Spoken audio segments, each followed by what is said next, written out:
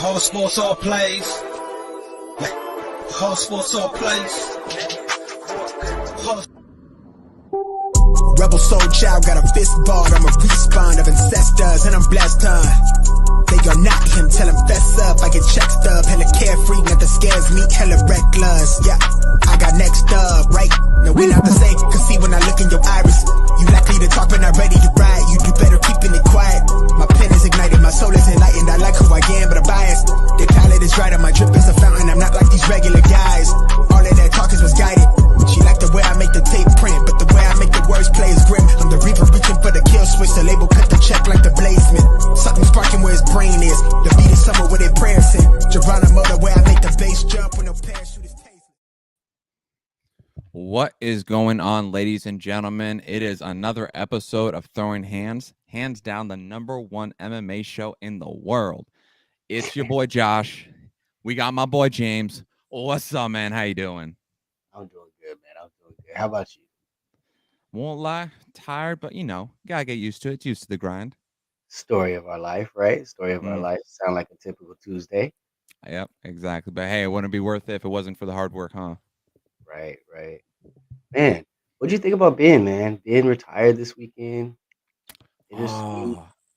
Dude, just absolute legend. I didn't know that. Well, when he was talking about those 4 fights in his post-fight interview, I didn't know he was planning to retire during that. So that kind of caught me off guard. But I was like, man, talk about a fucking legend, loss. bro. He said 1 loss. But he's done so much for the sport. Like he is complete through and through legend. Yeah. I still remember watching him from the old days, like when he fought Nate Diaz, his reign during the UFC. Dude, he's a legend, hands down. Like, this sport wouldn't be where it is right now without him, bro. Yeah, I got plenty of moments sitting in the backyard, barbecuing, running over, trying to catch him, knocking somebody out. Pop screaming, beers getting dropped because of it. Ben Henderson put on some crazy shows over his time, man. And to see him retire, it was a bittersweet moment, man. But I'm glad I was able to witness, his career, because that is MMA right there. Oh, yeah. Hands down. And he's such a badass dude. And I think it's funny how there's the whole story arc with him, too, where he would hide toothpicks in his mouth. I think I heard about that. And because he always had to have a toothpick during training. And so that little story always cracked me up. That was like one of my favorite things about Benson. It's like, that's a badass. That's dope. I didn't hear about that one, man. And he's just a friendly dude. You see him around and stuff, just in the scene, and he's just a dope dude, man. And as much work as and to see him, because we see him pretty often in the rough scene, and to see him as involved with his fighters as he is, and then still see how productive he is in his own personal career, and then it's just a dope thing. And then now that he said it's his wife's turn, right? Wait a second. I said down. He said it's his wife's turn. We're correct. Oh yeah, because she's fighting in the Bellator and she's on a rise too. Yeah. So hand off that torch, right? So exactly. That's dope. But yeah, today we got another wonderful guest. I've been waiting for this one. Oh, trust me, me too. And hey, let me tell you something. This guy is a maniac, a crazy act with hands that are lightning fast. I once saw him hit a guy so hard they turned into one of Quagmire's sprinklers. His arm stuck out going giggity, giggity, giggity. This man is so lethal, he named his knuckles Evil Knievel. He's most certainly deceitful with how he picks his shots. Your head gonna bounce back when he pops. He'll catch you with a bing, bing, bop and collect his bounty like Cowboy Beep Bop. And now it's time to pass the mic to the guest that's here to speak. Ladies and gentlemen, he's one badass SOB. He's the one and only Marcus Maniac Mcghee. Oh man, that was nice, man. That was nice. I was geeked up for that for sure. You're my main hype man, bro. Hey, let's go, man. Let's go. Hey, man, welcome. How you doing today? I'm doing fantastic, man. I woke up on this side of the ground, so that's always a blessing in itself. So, put in a bunch of work today, so, and now I'm on this podcast with you guys. So I don't know, successful day. Hell yeah. So what's a Tuesday like for you? A regular day is mostly make up early around 6:30, Usually have my tea, breakfast, get to the gym around 8, train between 8 and 11. Get done, either grab my kids or get back to the house and take care of some things around the house. And then back to train by 3 o'clock, usually train 3 to 5. And then back to the house again with the kids for a little bit. And then a lot of times I'll hit Vasa real quick just to put in a little extra work or hit the sauna or hit a swim or a run. So that's pretty much my regular day looks like for the most part. If I can, I'll throw some skateboarding in the mix, tending to my garden. Hey, there you go. There you go. Skateboard. How long you been skateboarding? I started skateboarding probably when I was 12 years old. So what, 20 years I've been skateboarding probably. Oh, so you know all the tricks. Yeah. Honestly, before I ever planned on fighting, I thought I was going to be a pro skater. I was sure of it. If you asked a bunch of people, I was sure that I was going to be the next Tony Hawk, or Crean Campbell. You know, like I was sure of it. But times changed, and I got into mixed martial arts and had some life changes, and 20 years later, here we are. But yeah, I still love skateboarding. I still can throw down. I still can frontside air, tray bomb, all that good stuff. We're gonna have to have you manual, to the ring one day. Hey, there you go. Shit, we gotta do a post fight though. We gotta do a post, even a manual. Exactly, right anything could go wrong. Okay, exactly. On the way out. Awesome. So, what exactly got you started with MMA? So, I've always been into martial arts. Even growing up, I wasn't in actual martial arts until I was 18 years old. I started doing Wing Chun, but I'd always trained and did a lot of different things. My mom thought I was crazy because I was in the backyard with taking our broomsticks off and hitting the broomstick maneuvers with the 6-inch pole or 6-foot pole. And I was always into martial arts. And honestly, growing up where we grew up, we were always moving around and not in the best neighborhoods sometimes. So there was always scraps around. So I would always be getting into scraps. So but I started working at Circle K. I was trying to get in the military. I had just had 2 kids and I was trying to figure things out. And a gym opened up. It was LA Boxing on Glendale and 35th Avenue.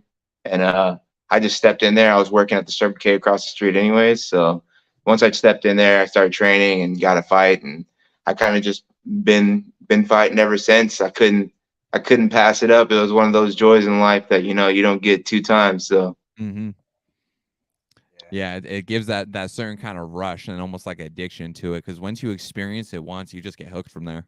Yeah, and it's a rush. It is a rush too, but it's a rush, but it's a calm storm, right? Like it's like a masterpiece in there. Like you can feel the emotion, you can feel all the heightened measures, but there's always that chord that you're staying on. You know what I'm saying? That's the medium through it all. So that's why I love it too, because growing up, it was always more like, oh, I'm about to lose it and go crazy, and that's where the maniac comes from, but through time, it's like the real maniac is composed and precise and, and fear and ferocious when necessary and cunning when necessary. It's like, all those things are really are the real danger, Yeah. Yeah, no, that kind of describes your style though. It's so unpredictable. You could throw anything from any angle, it seems like. Even like the last fight, you threw a couple of spinning heel kicks in that first round, a couple flying knees. So you just bombard people from all different angles and directions. That's what I love about it. Thank you, man.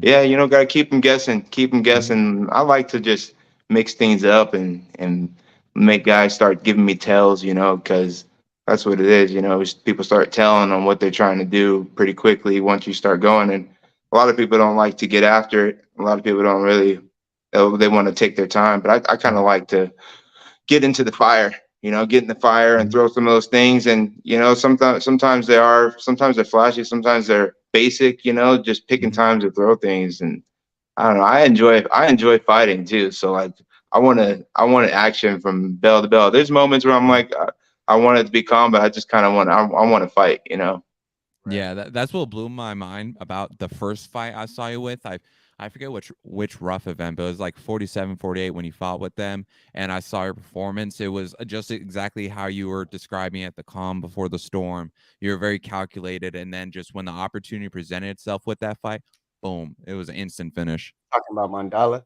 Yeah. Yeah. No, Mandala, he put him out. Now, yeah. And see, that's another thing. When the fight start with you, they kind of do the fill out thing, and I'm like, all right, they're gonna have to go to the ground. No, they try to stand up. And I just after time again. It looks like TK on the record. I just don't get it. Yeah. Well, again, like as long as we get to fighting, like the fight's we all have a plan. The fight's gonna start. That's why I just like to get the fight going. We're gonna get the fight going, and whatever is gonna happen inside of it's gonna happen. But I want to pull things out early and often. So it's exciting to get in there and do it because honestly, I have a lot of faith and confidence in myself, but I never really think about it. It's like I always say it. Anytime I'm getting any type of interview before a fight, I always say, I think I'm going to knock this guy out.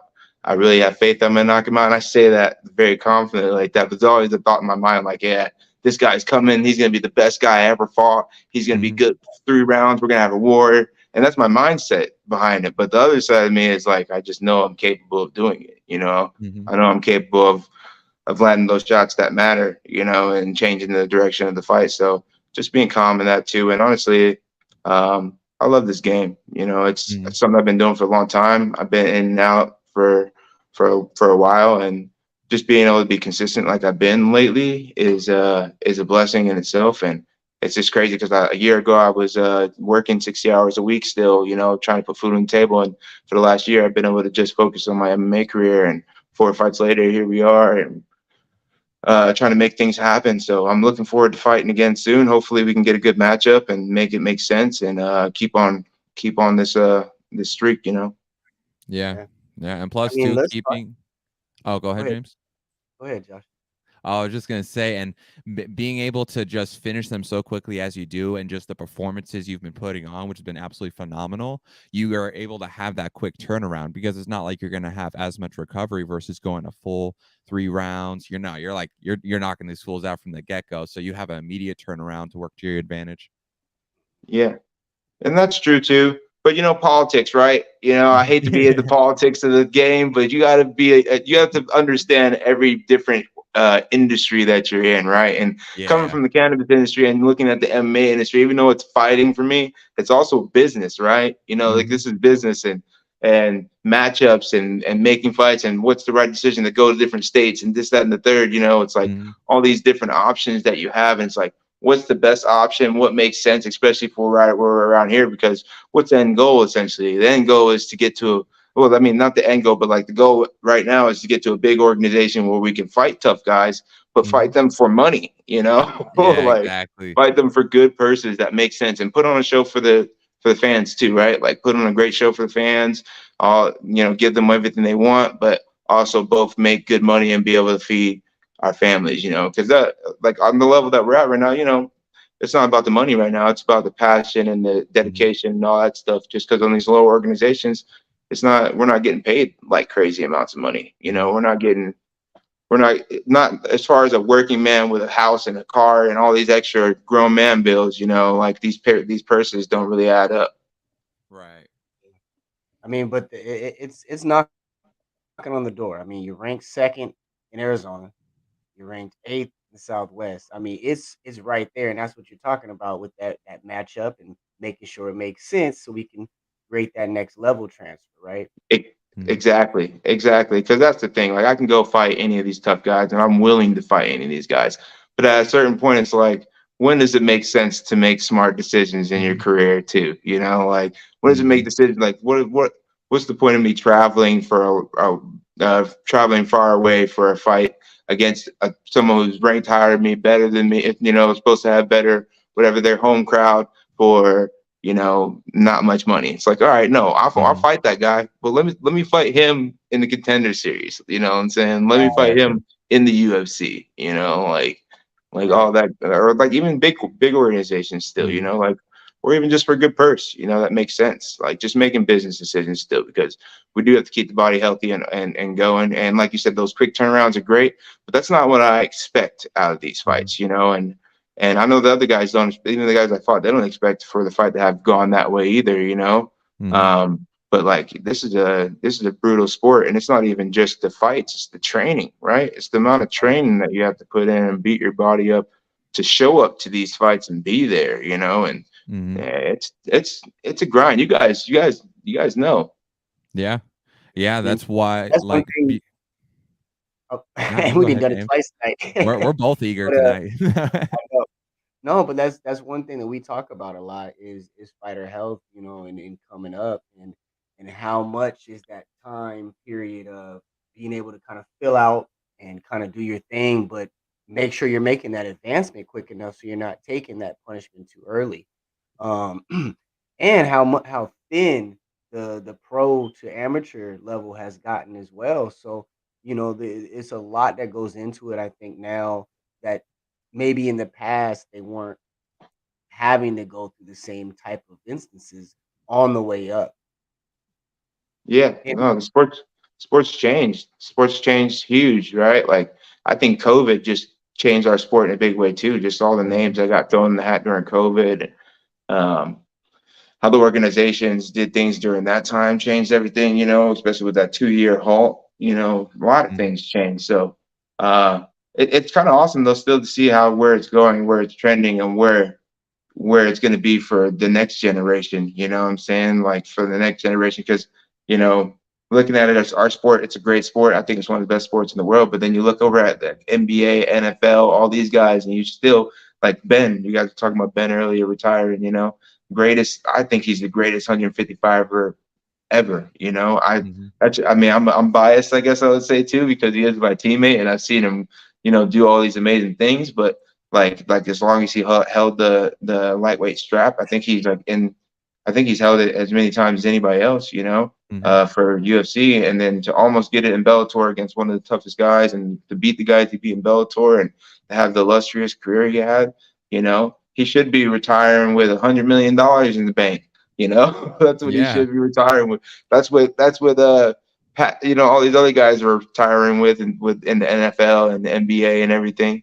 But it's just not the case for MMA, and it's great to see that it's trending to where it's going to be that way for the next generation, where they're going to have these organizations that are blowing up and being able to take care. And then that's going to be able to produce better athletes, I think, too, right? Because these guys are not going to have to. Almost every guy at my gym that's under 10-0 is working 50 hours, 40 hours a week and trying to train in the mornings and night, not getting the perfect rest, It's like, it's awesome to think that's a possibility for the next generation, where they can just focus on being the best MMA athlete. Imagine the fights like that after that, it's gonna be nuts.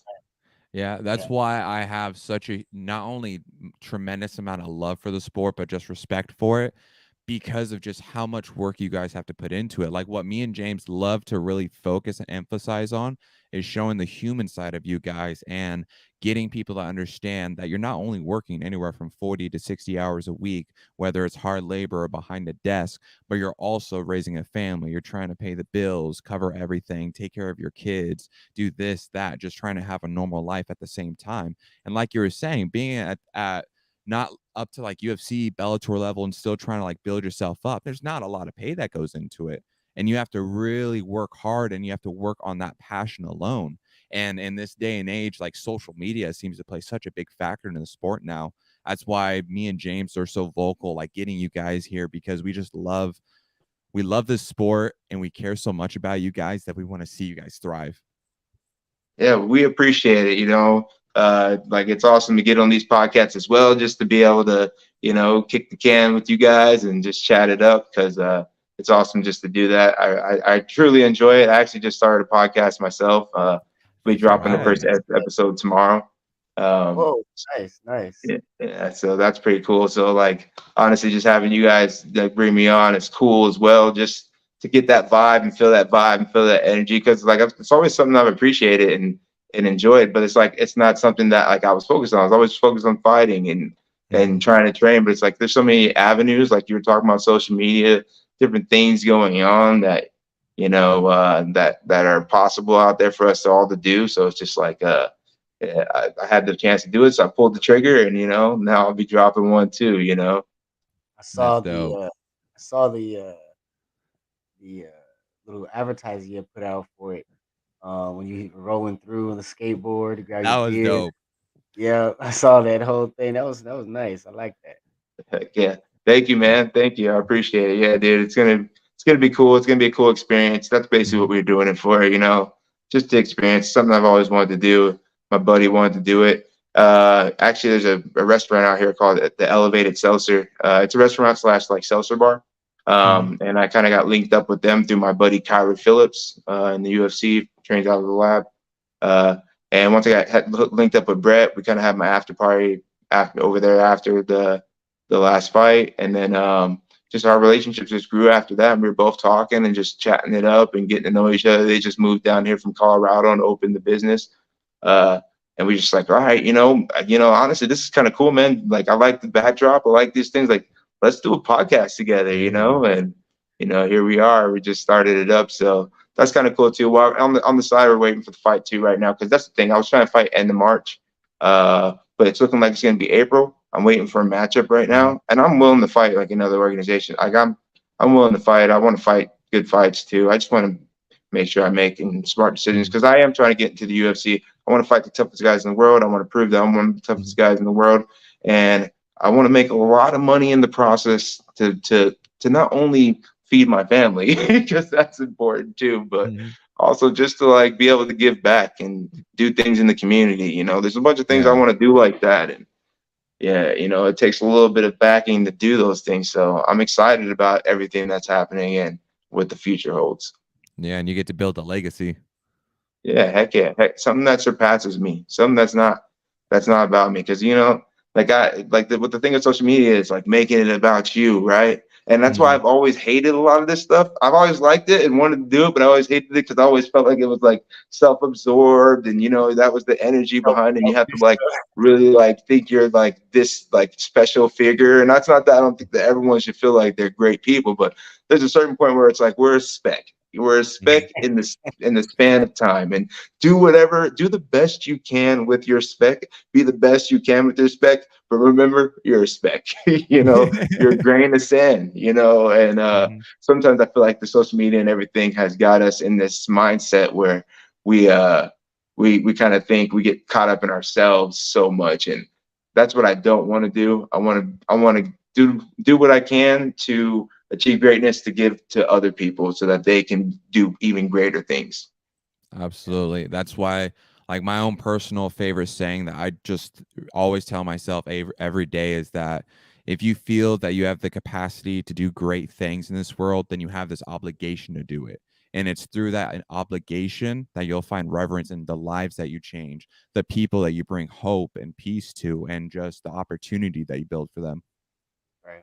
Heck, Def- heck yeah, man. I couldn't agree more. I couldn't agree more. So going back a little bit, what was your first really like love in the sport? What was your first art, the first style that just really caught you? Um, and was there someone that you were watching that kind of drew you that way? My bad. I didn't get the question. So what was your first like love of the sport? Your first style, like was it Virginia Jiu Jitsu? Was it wrestling? Was it boxing? Because you got hands too. So what was it? Yeah, if I had to say, I think it was boxing, but it was always kung fu. It was always some type of form of kung fu. Like, I didn't know kung fu. I'm not gonna come out here and say I was this kung fu master, but from a very young age, I knew a lot of different hands, tiger style, praying mantis, crane. Like, I knew how to implement a lot of those things, and I worked on different things that I saw visually. I was a fanatic for any type of movie that lipped all the American language, like, because it was like all old school, like Five Finger Death, all this, like all these films that I Yeah. just watch, and I would just Kung Fu follow their Hustle. katas and Iron Man stance, and so like Kung Fu was my first, right? So it was Okay. like kicking, but I didn't work kicking as much as I ever really should have. I just loved Kung Fu, and then when I got into Wing Chun, they called it Chinese boxing, and Wing Chun was like that was like the first actual real time, I had an instructor. I had a Sifu at the time. We call him Sifu Mark Bakir. Crazy story about him. I could get into it. He's in jail now, uh, but crazy, you know. But so or maybe and that's what someone told me at least. Maybe I'm wrong about that, but I could have sworn I looked it up years ago. But crazy. It was great style. I love Wing Chun. I love everything he taught me. I really still appreciated him being a part of my story. You know, like because it was like a lot of dynamic pressure and all these things. But once I stepped into an MMA gym and I got dropped for the first time, and that's when I was like, "Yo, what just happened?" you know, got dropped. I ain't never been dropped like that. You know, I've taken some licks and whatever, but like when I got dropped, I was like, "Yo," it was with a body shot. Never been dropped with a body shot. I was like, "Yep, all right, well." It was the hands. I was like, bro, I got to get my hands gear. So I was like really focused on boxing. And at the time, we were still doing some jiu-jitsu and all that stuff. I didn't really do any boxing matches. I just did MMA matches. So I would say boxing, but Chinese boxing. Got that Wing Chun going. That's what I like about Tony Ferguson is because the fact that he practices Wing Chun, and I love those old school art styles like that. Like you remember the movie Kung Fu Hustle, all those older ones. Bro. Like dude, those are OG. Heck yeah, dude. All that stuff. Like, I still get my kids into. I'm still into it. I'm into anime too, man. Like my kids are all on that with me. So my grandfather passed away maybe 3 years ago, and when he passed away, he had a big chest. It's a pretty cool chest. It's an old chest, but that chest is full of just different type of kung fu movies, like all the old crazy, like the terrible kung fu movies, but I watched them all, you know. That's awesome. Those are the OG ones, man. Heck yeah. Like you said, with the whole English language is just like bad mimics. Oh, bro, I still do it. I try not to offend people because I do all these different impersonations. None of it's for offensiveness, but you know, I do all these impersonations and dude, I love it. Yeah, I do a Bruce Lee impression. It cracks everybody up though. It's so much fun though. It's just it brings out the nostalgia of the sport, and that's why you love it so much. 100%. Yeah. All the enthusiasm, just every moment, you know. So yeah, I agree. So what is it like though? You know, you've had so much success in such a short period of time. And then being in the lab surrounded by such greatness. You know, even your buddy Abdul, like you guys, you just have a badass crew over there. So what is it like training with them every day and then going out and seeing someone else in the octagon on the other side? I know you said, you know, you stay humble. You're like, you know, you stay thinking about it, but you always think you can whoop that ass. So how does that balance have to go? Because I know you feel like a warrior coming out of it. Yeah, honestly, we all just beat each other up in the best, nicest possible way on a regular basis and just challenge each other. Because I mean, I couldn't accredit it more to my gym than anything. Like I think, like it is me biting on what they're selling, right? Like biting on what coach is selling, like putting in the work, what Ben's selling, putting in the work. You know, yeah, it's me biting on that too. I have to do it. But at the end of the day, the way that they have set the gym environment up, have sent the family up, like, and then not only that, just like the way our practices are run, like I mean, again, I'm biased, but I train at the best gym in the world, you know, and I have the best family in the world, you know, these people that support me, that push me to be a better version of myself, like, you know, and Abdul, Kyler, Ben, I mean, the list goes on. We got probably about 50, 60 guys on the team, but every single one of them are killers. The 35ers and 45ers that we have there, it's so full and stacked. So it's never a day where you don't have to work. Sometimes I come in on the wrestling day and I'm like, oh, you know what? Hopefully I get a little bit easier opponent for a wrestling day. And I look around and I'm like, damn, there's nobody for me to pick. Like, every single one of these guys was in here this morning for strength and conditioning. Every single one of these guys was in here doing jiu-jitsu, you know, or staying at night doing jiu-jitsu, making sure they're doing their runs. So not only are they physically fit, but they are training and getting better, right? Because that's we talk a lot about aspiring to great things, right? That's great. And I do want to do those things. But in the process, it's growing anyway. So if I never amount to any of those things, I'm glad I've had the success I've had. But if I never go any further in this and this is all I get, I'm still going to get better at everything I'm doing inside of the gym. And it's still making me a better person, making me a better provider and protector for my children, making me a more dedicated, diligent person. So like on the opposite side of like the greatness and achieving all these great things, it's like I'm still winning out here because I'm training with all these guys that are just pushing me to be the best human being that I can be. Right. Exactly. And that's the best quality too, because it's even trying to push yourself and having that expectation and just having the humility a part of that as well is just what makes another beautiful value of this sport in its entirety. Because I personally don't feel like it really happens with any other one.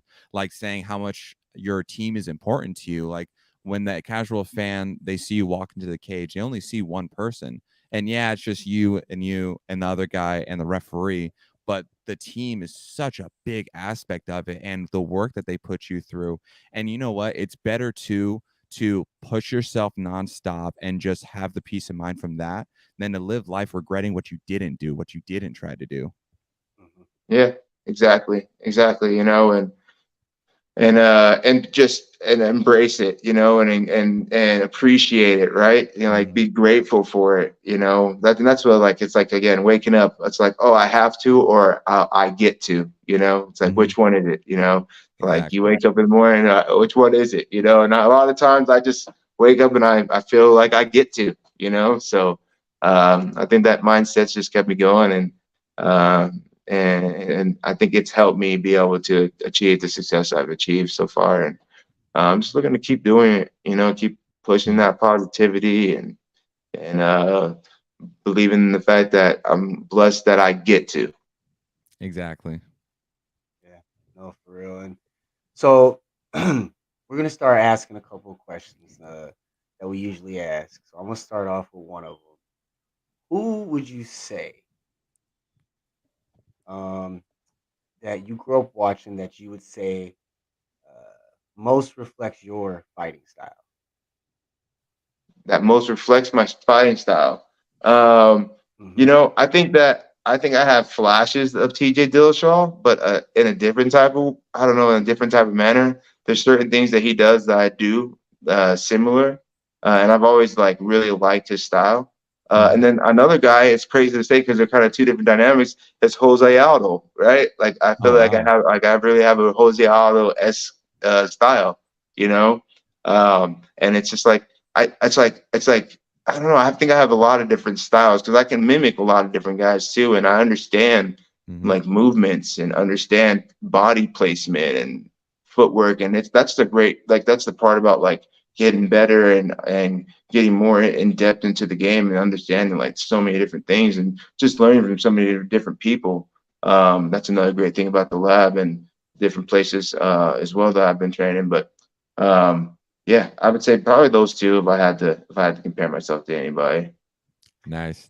I can see a lot of the Jose Aldo when I see you fight. Yeah, especially with the kicks and punches out of nowhere from any angle and stuff. But the Dillashaw, TJ it's them rockets at the end of the hand and explosives. Yeah.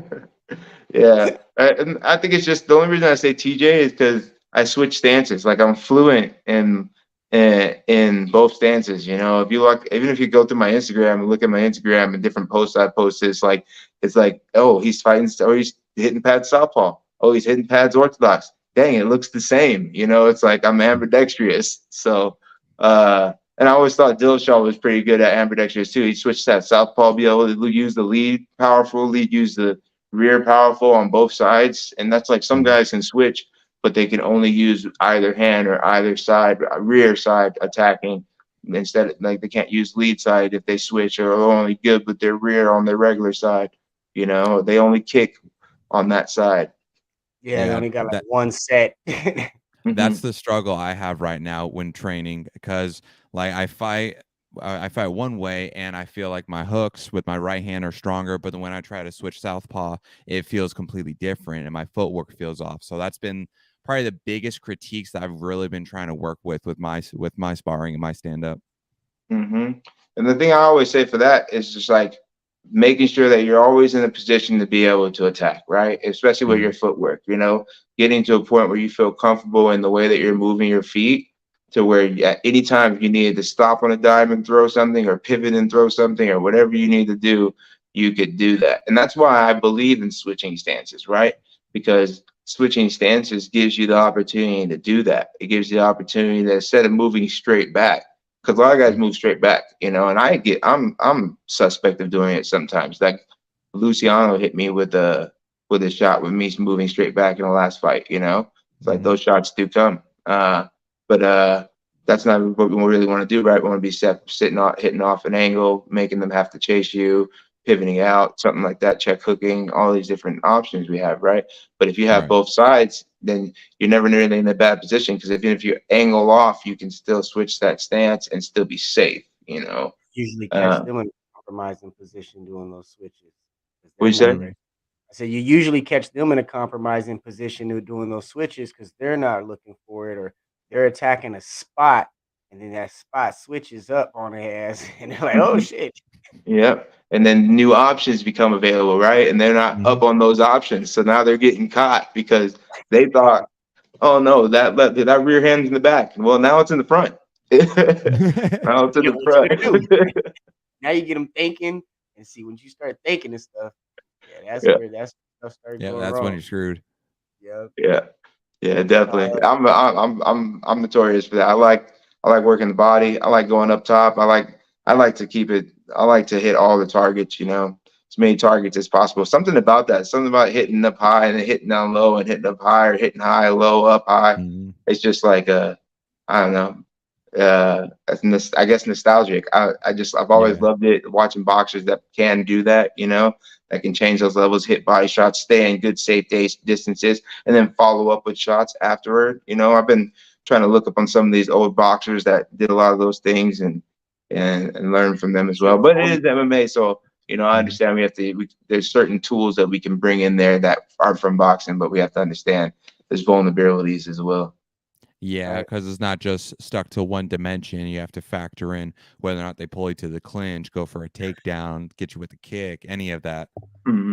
Yeah. It's that lottery effect, though. They don't know what's coming. So then you start getting them reaching. Then you start getting them doing stuff that they wouldn't normally do because they think something's about to happen and it really ain't. So yeah. I don't know. It's a double-edged sword, It always is, though. Fighting is a double-edged sword, And that's what. It's so funny to hear people talk about oh yeah, I'll fight somebody. It's like, yeah, because you don't really understand what fighting somebody really is like. It's like you think you're gonna do that until you get knocked out, or choked to sleep, and it's like it really does change things. And it's not to say everybody doesn't have a puncher's chance, but for the most part, people that don't fight, they don't fear it because they don't train. They don't put themselves in that position. Like fighters that are training on a regular basis, all of them have a certain level of respect for what a fight is, because they understand how real the situation can get really fast and how dangerous it can get for somebody who's even controlled about it. What about the people that aren't controlled about it? What about the people that surprisingly choke somebody out and didn't know anything about it, and then jump up and smash this guy's face in because they don't understand that they can't stomp on a guy who's on the ground and him just get back up after that. It's like, it's kind of crazy to think that sometimes. Yeah. It's a total different respect and understanding. That's what it is. It's more the understanding at that point than the respect. 100%. So I'm not trying to get in a fight with anybody. Unless it's in a cage, then we can fight, But I try to fight. I used to fight too often, I was way too willing to fight. And which is crazy, because once I started training, I was like, dang, why was I so willing to fight people? Why was I might have been doing my own training list, and I was already an athletic kid. I've always been able to do a lot of different flips, and I skateboard. I was always an athletic kid, but again, I always think back, man, why was I so willing? And I just wanted to fight everybody, and for what? It's crazy, I was like, you look back and you're like, man, that's what years change. Wisdom as you get a little bit older, Yeah, exactly. And that's what cracks me up about. Yeah, it cracks me up about those street fighters, quote unquote, that never actually had a day ever where they've been in a fight, so they never understand just what it is to walk into the gym. That's another great thing about the sport, because you got to have not only the sense of respect, but the trust in your partners that you're training with and everything that you're doing, and the humility that follows. Yep. No, 100%. 100%. Right. So I got another question for you. Um, in your prime and in their prime, who's your dream fight? Dream fight. I wish I could say it like that. I don't know, man. I just don't think I'm up at a point and a level where I like deserve any of those dream fights, Like I got some work to do. I got some work to do. We're talking about some really great guys that have done a lot of great things, and I might have 6 wins, and they might be by knockout, but it's like I still got so much work to do. So I don't really think about it like that. Mhm. I hope one day to be able to have your idols become your rivals. So I hope to have my idols as my rivals here one day. Mhm. But Nice. at the moment, there's a bunch of guys that I'd like to fight though. There's a bunch of guys that I'm excited to and will be excited to be ready to fight those guys when the time comes to, and set my skill set against these guys too. But again, I'm a humble guy, man. I haven't done enough work to even be in the conversation with these guys. I'm gonna put the work in, and I'm gonna be loud about it, but we'll see. I like the answer. That's the most unique answer we've ever gotten so far, and like on that one, I like that a lot. Heck yeah. For sure is for sure. Mhm. Josh, Yeah, and now I'm up. Oh go yeah, ahead. so here's my question for you. So I know you're training with all these legends, but a question that I like to ask everybody is that for just like one fight, anybody that you wanted to coach or be in your corner, who would you pick? Ooh, that's a good one. Man, again, I'm so biased.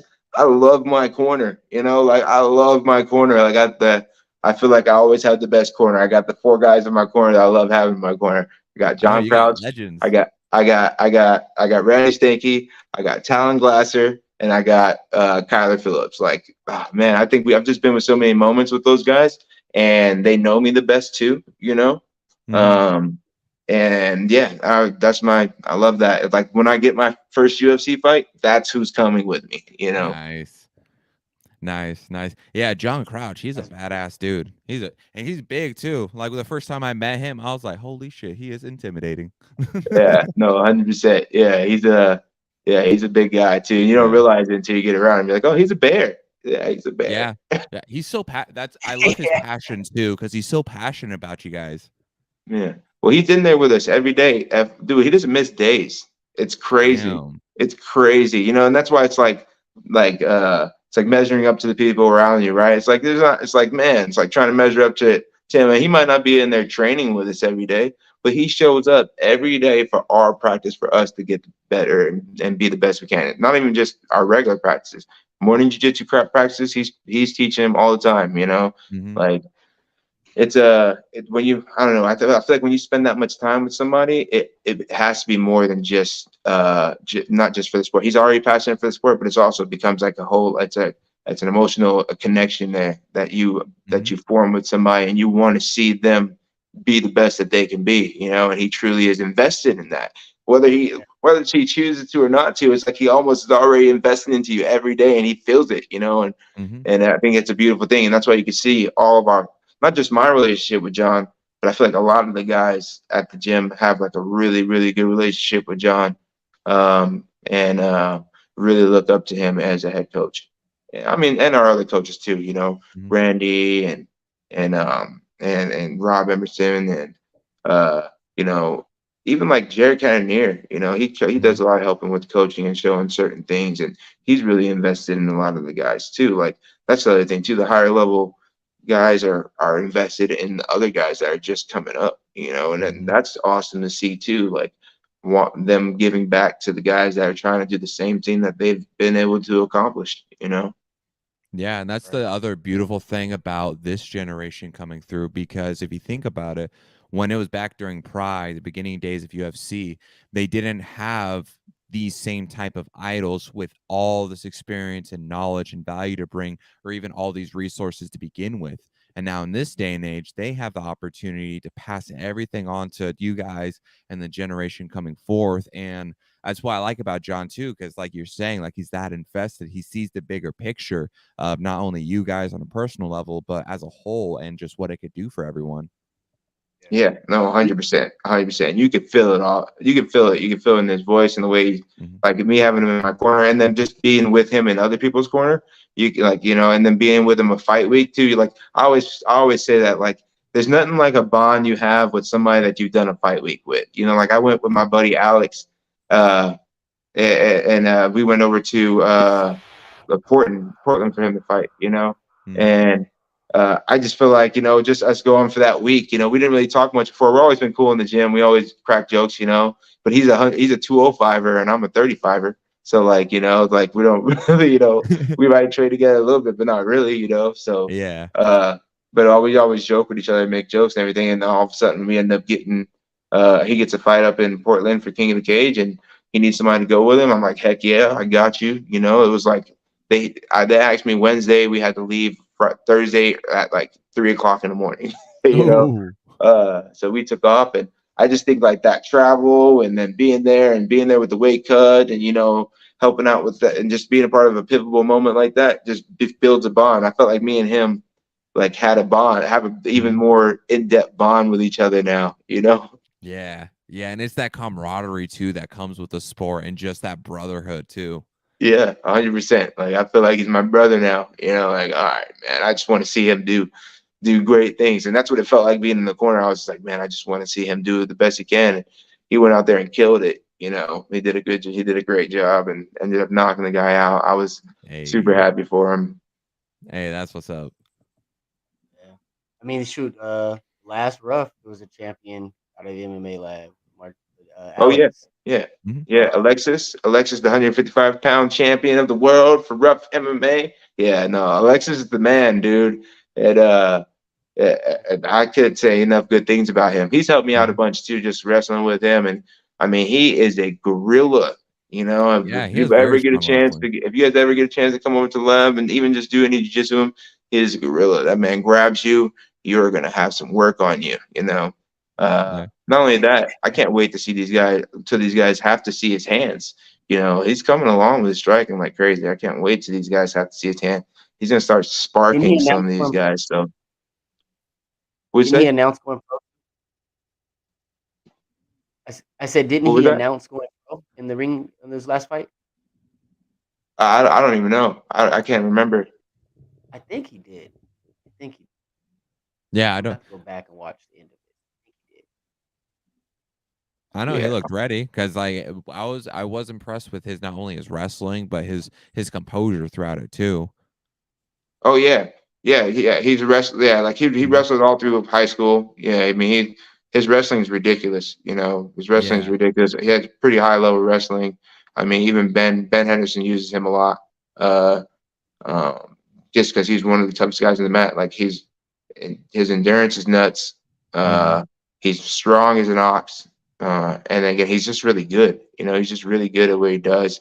And it's all the minute things, right? And that's what he was showing me. It's all the smaller things that people don't really think of. It's not all the big motions. It's all the smaller motions that matter.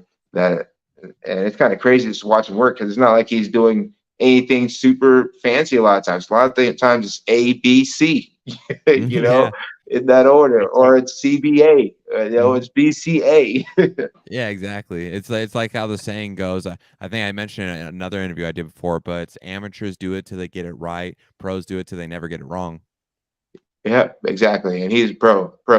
And his hand, like I said, his hands are coming along, but he is definitely preferably a wrestler. And not only just come along, I really think he's going to start sparking guys. I just don't think he had a chance to do it yet. I think he's just so good at wrestling that he grabs guys and he doesn't he hasn't had to put his hands on one of these guys. But when he does put his hands on one of these guys, he's gonna hurt some. He's gonna catch one, and I guarantee they're gonna go to sleep.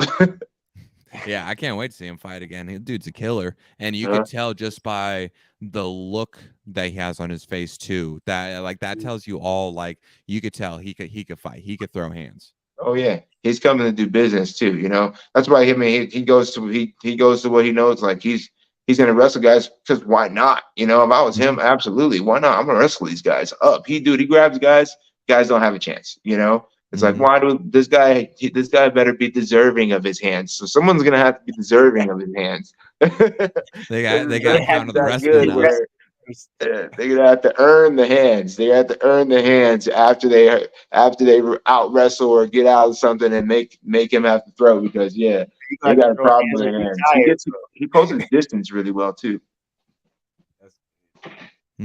So before we get out of here, any shout outs you want to give, plug your show, where they can find you and all that good stuff as well.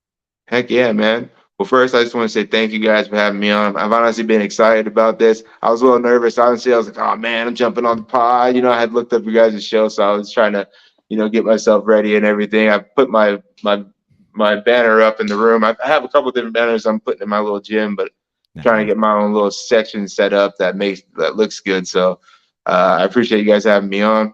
And then I just want to plug my pod, or my new podcast coming out, Punches and Pints. That drops tomorrow. So there'll be a link in my bio, and you guys can jump on Instagram and find us at Punches and Pints on Instagram. Also, you can find me, Maniac_Mcghee, MMA on Instagram. I also have a YouTube page that's the same, and then Facebook as well. So yeah, you can find me on pretty much any platform. I'm on Twitter. I'm not crazy on Twitter, but you can find me on there, Maniac Mcghee 07. Well, and then also, I guess I did one. I just also want to thank my management, Iridium Sports Agency. They're great. They've been a great treasure to me. So I'm looking forward to keeping things going and getting into the next fight. So I also want to send a huge shout out to them for taking care of me. Hell yeah, man. Hell yeah. Nice. Nice, man. I'm excited to watch your podcast tomorrow. I'm gonna be tuning in. Yeah, you're gonna have to send me a link. Heck yeah, man. Heck yeah. You had me with Punches and Pints, and then you rolling in with a skateboard. I was already glued. Yeah, we were sitting there. We were just kicking the, talking, and I was like, man, I brought my skateboard today. Like, I could just freaking cruise by and grab a drink with my skateboard. They're like, you think you could really do it? I'm like, dude, I could do a kickflip and grab the drink. They're like, really? Marketing genius. 100%. I'm like, man, like I really can skateboard, like I don't do it as much, but yeah, it was pretty cool. It was pretty cool. That clip, I was like, oh, that's pretty sick, Yeah, that one's gonna live on. That was a badass clip. As soon as I saw the skateboard part, I was like, okay, I'm hooked. When does it start? Heck yeah, man. Well, I appreciate it, guys. Yeah, hey, we appreciate you, man. We appreciate you. We'll see you soon, man. And you gotta let us know when your next fight is. We can promote it. We can talk, have you back on, post-fight interview, and all that good stuff. Yeah, I definitely will. I'm literally on the horn with my manager and my team, just trying to make get something set up. I'm trying to set something up at Rough right now. So honestly, plug it. I'd love to fight for the belt for Rough. Like that sounds like a good fight. Let's go fight for the Rough belt. Like whoever they want to bring up sounds good, So I wouldn't mind going to grab a belt and being a world champion in an organization before I try to get to the big show. So that would be great. So hopefully that happens April 22nd. But if that falls through, I know LFA is coming in May. So I'm getting the fight for LFA too. So just trying to put my eggs in the basket. I had some offers for out of state, but I'd rather fight in the state if I'm going to be fighting like I am, and instead of traveling so far, I got to travel to Texas, and that's cool. But I'd rather travel in the UFC. Exactly. Hey, well, we'd rather you fight here too, so we can. 100%. Yeah, it's fun fighting in front of the home crowd, So. Hell yeah, it's a blast, man. It's a blast seeing you guys and all the local fighters here just scaling up and just fucking taking the scene by storm. Yeah, and another thing is, why not, right? Why not? Like, there's all these other organizations, that people are getting into the UFC from.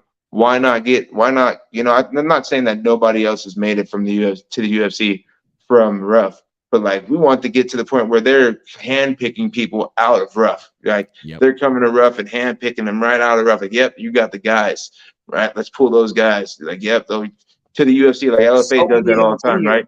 To the UFC, There's so many of them. That would be cool. You guys have a packed roster. I mean, they've had over the last year, there's been in and out of rough. There's been a packed roster, and there's no reason why Bellator and UFC can't be handpicked because they got the talent. That ain't no Oh, question at all. yeah, no, 100%. Yeah, and I honestly like I think it's going to get there too. Like the evolving of the scene, right? I think that's getting huge, and you still got other gyms that are still getting big as well that have a lot of different talent in them as well. So it's it's definitely a great scene. We've been trying to get like 8 guys on every card though. It just hasn't worked out that way. We end up starting with 8 guys and then we get down to like 3 guys. Damn. So just because like all the little hiccups that happen. all the hiccups. So hopefully we can just line up because that'd be dope, bro. I literally think that if let's say it has 12 cards a year, we could probably fill up at least 6 of those fights for every card, with multiple different weight classes. We have a lot of guys that are competing, especially like a lot of amateur guys that guys don't know about yet, but even our amateur guys are just killers, like they're just killers and they're training with pros. That was one of my favorite things about going over to lab when I first started there. It was like, oh, you're an amateur? Cool, you're doing 5-minute rounds. Like that's what we're doing, It's like you're a pro now, but you're still gonna be an amateur, Yeah. Which I is saw your boy Ezra Elliott get another W too. yeah, and he's a beast, dude. I can't wait to watch him. I can't wait to watch him shine. He's young too, and he's a killer. So yeah, so many guys. I mean, Paul, people sleep on Paul. So many guys. So I'm excited to see the competition too, because again, like there's other gyms that are pushing out a lot of good guys. I know Fight Ready's got a lot of good guys over there. I know they got like TNT, and then they got what is the other gym over there? Legion. They got a couple different gyms that are also pushing out guys too. There's one other one in particular that had a guy that they just had a couple guys that I like too. I know But yeah, Baker's man. MMA. Oh, Baker's MMA too. Yeah, I forgot about them. I used to know what's called Baker used to train. He used to train at our gym at the lab for a long time. So I known him from back in the day too. He used to train over there. Nice. Yeah, man. No, man. For real, Marcus, we really appreciate you coming on, man. And you guys have all showed us love over there at the lab so far. And, we're going to keep having you guys on. You guys are kicking ass out here. And we're down to support, man. We love it. Thank you. Yeah. Well, I appreciate it too, man. It's been a good time too. I always like getting a chance to conversate, talk about myself a little bit. No, I'm joking. But I know that's what we love. We love to bring out the human side of you guys and get to know you.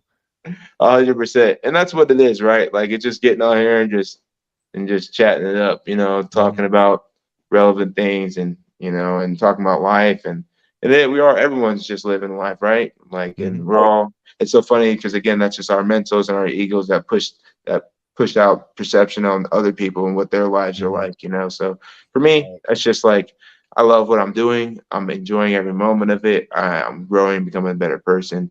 And this is a way for me. And honestly, I haven't really got a chance to talk to you guys that much. I talked to you last time right before they brought the $500,000 fight, and I kind of felt like I was being a little cocky when I was talking to you because I had never talked to you. I was like, I think I'm gonna knock him out. And you were kind of looking at me like, damn, this guy really thinks he's gonna knock this guy out.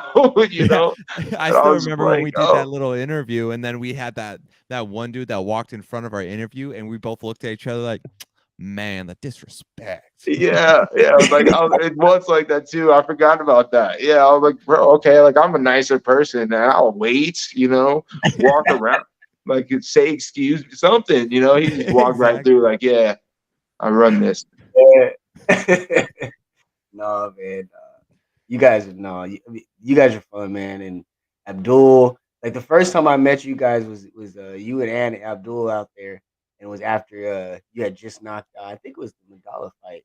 And we were out in the parking lot. You were just hopping around on that energy. And I'm like, from the cage, just hopped out, whooped ass, bring the whole energy out to the parking lot. I had the parking lot hop. And I'm like, man, that's just a big ball of energy.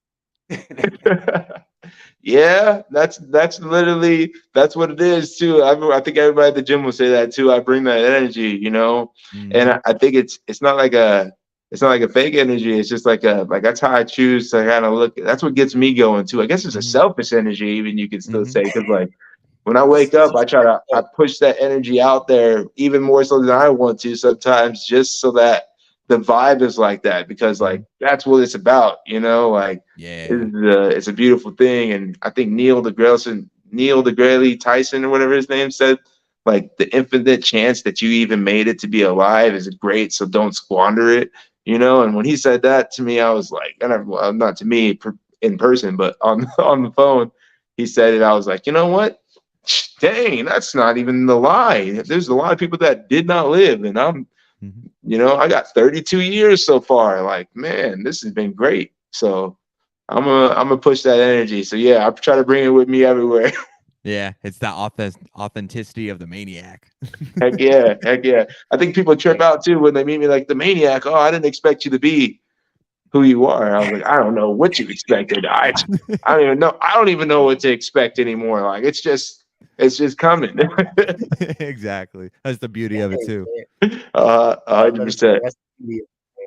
And Abdul is the man too. Abdul will be bringing that energy too. Me and him are training partners. We did wrestling today too. That was fun too. So Abdul's always, and he was in there for strength and conditioning. We were hitting it to some Afro beats, you know.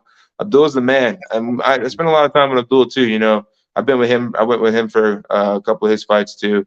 So yeah, and we did some weight cuts together too. So he's the man, and he's another one that people that I don't think they even sleep on. You see him and you're like, God damn, this dude's chiseled up. Like, what is going on here? You know? Dude, like, right? And he's solid. You know, he's solid as could be, you know. So yeah, dude, you can't sleep on him. I don't think anybody's sleeping on him, and if they are, they're not being realistic with themselves. I don't think you really can sleep on anybody, and everyone knows that. That's just my mentality, you know. I don't sleep on anybody. Even the worst guy in the room has great days, you know. And that it does not matter, you know. It's like what are you doing?